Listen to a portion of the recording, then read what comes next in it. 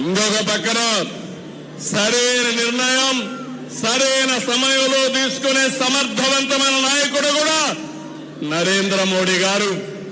అదే మనం నిరూపించాడు. ఆపరేషన్ సింధూర్ అని చెప్పి కూడా నేను మీకు తెలియజేస్తున్నాను. ఎవరికైనా సంకల్పం ఉంటుంది, ఆ సంకల్పాన్ని ఆచరణ చేసి విజయవంతంగా ముందుకు పోవడం ఒక్క నరేంద్ర మోడీ గారికి సాధ్యమని మరొకసారి మీకు తెలియజేస్తున్నా.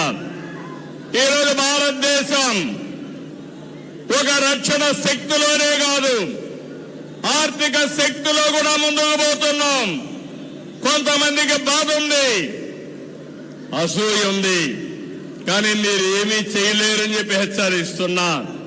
2047కి ప్రపంచంలోనే భారతదేశం నెంబర్ 1 గానీ నెంబర్ 2 దేశంగా ఉంటుంది.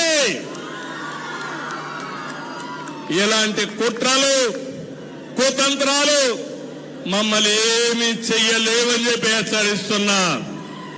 తమ్ముళ్ళు, మిమ్మల్ని అందరినీ చూస్తున్నాను.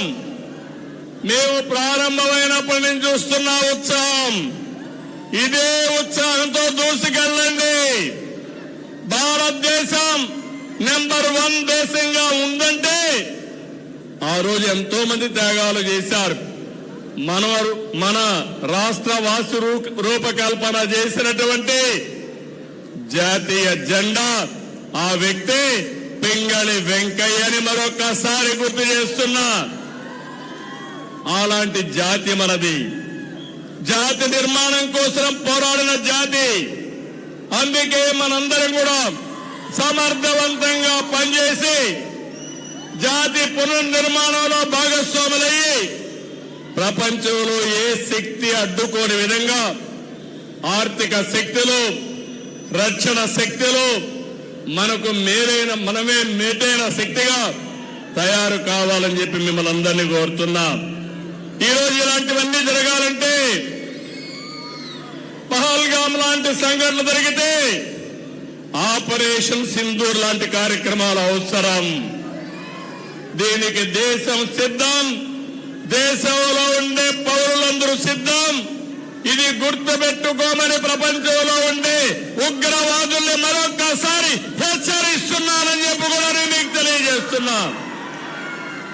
ప్రతి ఒక్క ఇంటిలో చర్చ జరగాలి. యువత, మురళీ నాయక్, మీ అందరికీ స్ఫూర్తి కావాలి. సిద్ధమా తమ్ముళ్ళు అని అడుగుతున్నా మిమ్మల్ని.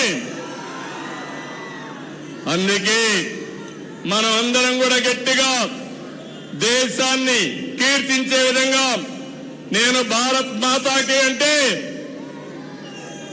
గట్టిగా చెప్పాలి. భారత్ మాతాకి